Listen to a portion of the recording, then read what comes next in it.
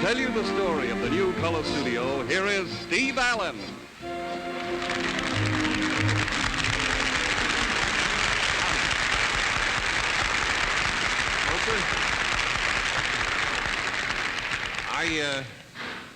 I am Steve Allen, and that's the show. I loved it, and I think everybody else here did too. I thought you might possibly be interested in a little bit of the behind-the-scenes story. The program was staged tonight from the largest TV studio in the world. It's the NBC studio in Brooklyn, out of the high-rent district.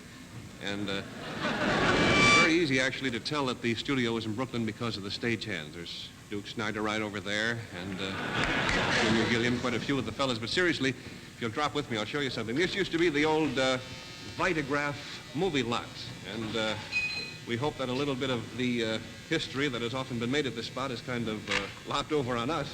We hope just a bit of TV history was made tonight, because some great stars were born here. Mary Pickford, Maurice Costello, John Bunny. As a matter of fact, that old movie you saw last night on The Late Show was made right here, very probably. They have some wonderful space to work here, and for example, a lot of technical records were set that we're sure about to properly light Satins and Spurs. Just for example, over 900 electric circuits were employed with, I think, 88 kilowatt dimmers each, and 640 kilowatts of power were on each circuit.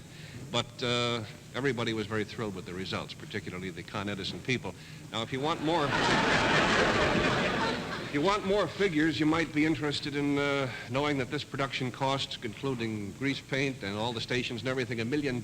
And another thing that might surprise you is that in spite of that big expenditure, this studio, as yet, believe it or not, has no control room. The entire program tonight was broadcast, technically speaking, from a mobile unit, a big truck, which is parked right outside the building. And just think, if during the show, one policeman had told the truck to move on, had $1 million shot right out the window. Fortunately, though, we thought of that in advance, and every half hour, Max Liebman ran out and put a dime on the parking meter.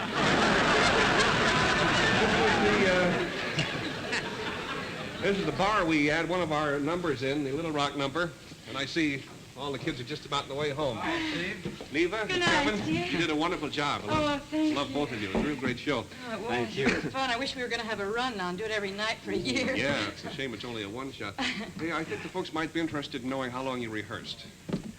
Well, I don't know. Let's see, we rehearsed just under 2 weeks, didn't we? About 2 weeks. 2 weeks ago, tomorrow we started. Well, that's amazing when you stop to think that it takes about 4 months sometimes for a motion picture that covers this ground, and at least 2 months for a musical production on Broadway.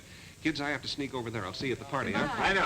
Okay. See you there. Later, Steve. Just have a couple of seconds now to remind you that we'll have another one of these spectaculars, if you will, to throw at you on September 25th. That's a Saturday. Let me see. What is this, Sunday night? It's Saturday night. So be with us to see Ann Southern and Lady in the Dark on Saturday night, September 25th. Good night. Hope you enjoyed the show.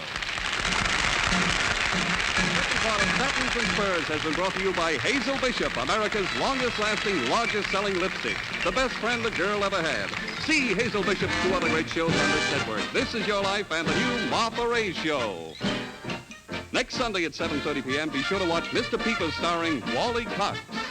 Next week, for the first coast-to-coast telecast direct from the world-famous Hollywood Bowl, the Comedy Hour opens its new season starring as singing host Eddie Fisher. That's next Sunday.